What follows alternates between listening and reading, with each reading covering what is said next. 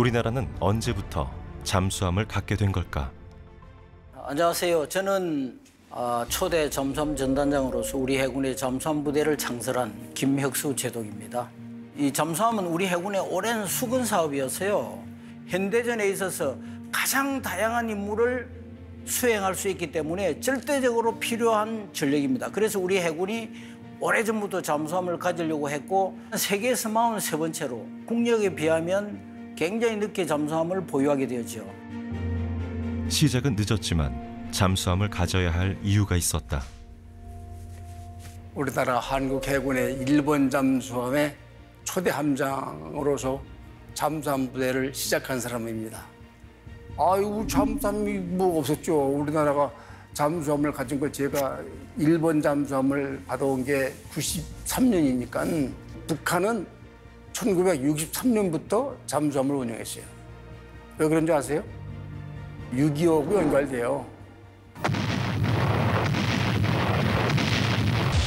75년 전 일어난 한국전쟁. 김일성이가 6.25 전쟁을 일으키면서 3일 만에 서울이 점령당하고 일주일 만에 부산 낙동강까지 그냥 전광석과 같이 이렇게 하는데 유엔군이 그 부산항을 통해서 들어오는 바람에 낙동강전에서 맥히고 인천 상륙작전이 벌어지니까 후퇴하게 되는 게 이제 6.25 아니었어요. 그래서 김일성이는 뭐냐면 부산항을 통해서 들어온 그 유엔군을 막지 못한 게 패인이다. 그리고 인천 상륙작전을 들어오는데 그게 패인이다. 그래가지고 빨리 그 잠수함을 가져야겠다. 북한이 1963년에 구소련으로부터 위스키급 잠수함 4척을 확보를 하면서 북한이 우리보다 30년 앞서 잠수함을 운용하기 시작했습니다. 그리고 이제 1967년도에는 로미오급이라는 잠수함을 또 추가로 확보하고 우리는 반대로 잠수함을 가질 수가 없었어요. 그 이유는 뭐냐? 잠수함이 원래 비싸요. 이 잠수함 자체만 있으면 되는 게 아니라 교육훈련, 정비, 군수지원이 안 되면 그 유지되기 힘든 무기체계예요. 근데 또 우리 해군은 꼭 잠수함이 있어야 되겠어요. 70년대부터 우리 선배들이 그렇게 잠수함을 가지려고 노력을 했더라고요. 우리가 경제 다립의 길을 찾아내야겠다.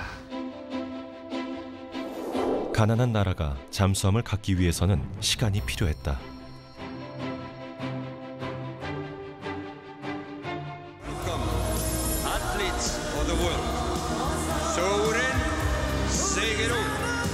세계는 88 올림픽과 동시에 우리가 잠수함 보유국이라는 것을 세계에 공표한다. 이런 목표를 세운 거예요. 잠수함 도입을 결정한 뒤 한국은 각국의 수출용 모델을 검토했다. 당시 가장 많이 팔린 건 독일이 만든 디젤 전기 추진형 209급 잠수함이었다. 독일에서는 3척 동시에 계약 안 하면 안 해줘. 또 하나 결정적인 문제가 뭐냐면 분쟁 대상 가능 구역에는 수출을 못하게 돼 있어요. 어떻게 결론을 냈냐? 한 척만이라도 잠수함을 어떻게 건져오는지 알기만 하면은 일단은 우리가 만들 수 있다. 독일은 야, 한 척만 팔아라, 한 척만. 계약이 성사됐다. 독일로부터 잠수함 한 척을 구입하고 잠수함 건조와 운용 기술을 전수받게 된다. 승조원 50여 명과 조선소 기술자 140여 명이 독일로 향했다. 수업 받으면 그걸 또 다 언어가 좀 부족하잖아요. 그럼 장교들이 이걸 또 우리말로 바꾸고 또 그걸 적고 부사관들 또 열심히 자기 직별에 해당되는 도면을 그리고 어떤 마음이냐면 우리가 선발대잖아요. 그래서 우리가 이걸 가지고 가야 한국의 후진들이 양성되니까 우리가 첫 잠수함을 가져가기 설렘도 있었지만 엄청난 또 이런 무슨 사명감 이런 게 있었죠.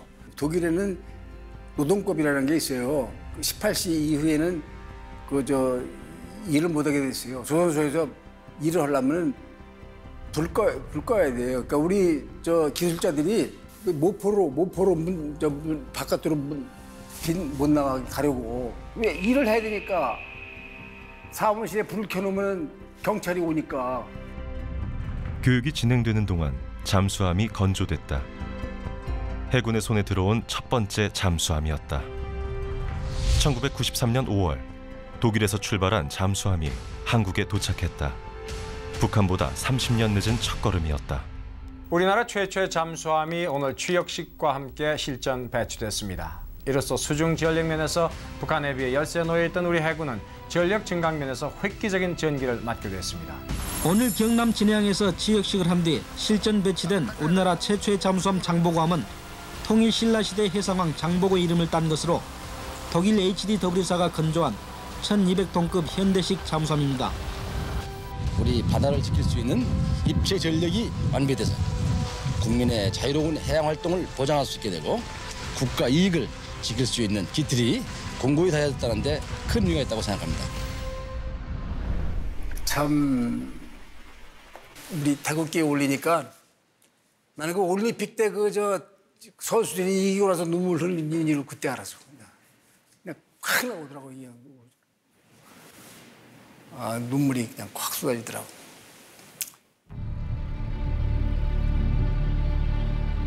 오래 기다려온 만큼 성장도 빨랐다.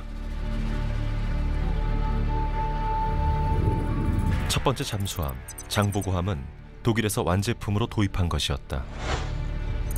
두 번째 잠수함 이천함부터는 달랐다. 독일 209급 잠수함 장비들을 거제도 조선소에서 조립하고 건조했다.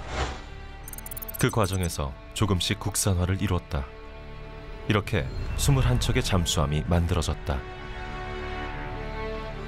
2007년 한국은 잠수함을 직접 설계하고 만들기로 한다.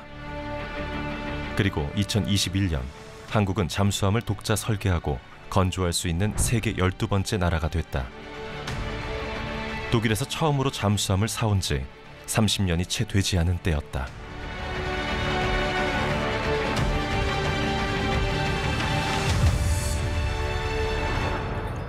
함명을 선포하겠습니다. 명명장 제477호 함종 잠수함 함명 도산 안창호함. 도산 안창호 선생이 남긴 말처럼 우리가 믿고 바랄 것은 오직 우리의 힘밖에 없었다. 이후 안무함, 신체호함까지 세 척의 잠수함이 해군에 인도된다. 한국은 이제 3,000톤급 이상의 잠수함을 직접 만드는 8개 나라 중 하나가 됐다. 지금 우리가 3,000톤 잠수함을 만들거든요. 3,000톤? 3,000톤 잠수함은 재래식 잠수함에서 지구상에 제일 큰 거예요. 나는 우리 잠수함이 이제 세계 최고라고 생각을 하고 특히 그 디젤 잠수함으로서 유일하게 탄도미사일을 탑재하거든요.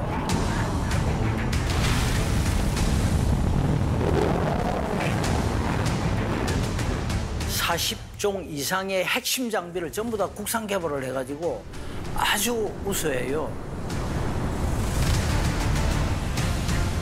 우리 손으로 만든 잠수함을 보유하고 운용한다는 것, 그건 어떤 의미일까?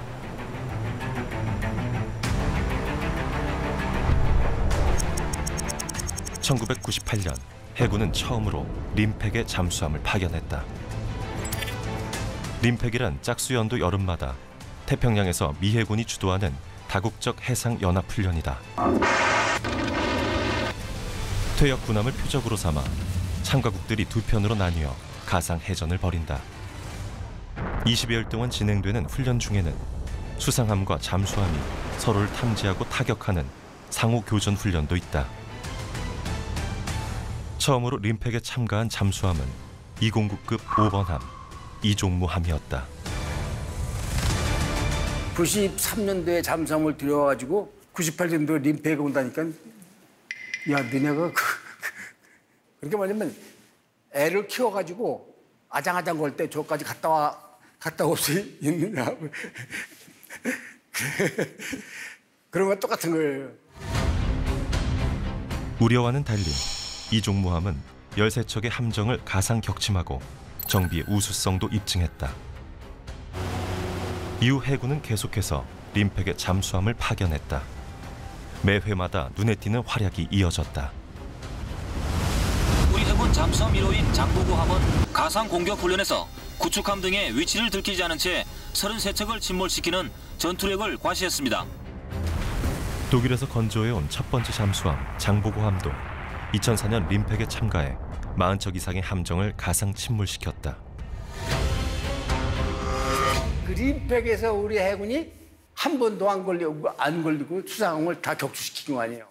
그러니까 미 성조지가 원샷, 원힛, 원싱크라는 제목으로 크게 보도했고 다른 나라가 100년에 이룩한 것을 한국 해군은 10년 만에 이루었다. 이렇게 극찬을 한 바가 있어요. 우리나라 잠수함의 작전 운영 성능은 세계 최고 수준이라는 것입니다. 세계 최강이라는 미 해군의 수상함과 잠수함도 우리 잠수함을 탐지하는 데 엄청난 어려움을 겪었고 참가하는 훈련마다 성과를 달성했습니다. 잠수함을 들여온 후 꾸준히 운용 능력을 증명한 해군. 2013년부터 해군 잠수함 사령부는 국제 잠수함 과정을 개설해 디젤 잠수함을 운용하거나 준비하는 국가의 장교들에게 운용 기술과 지식을 전수하고 있다.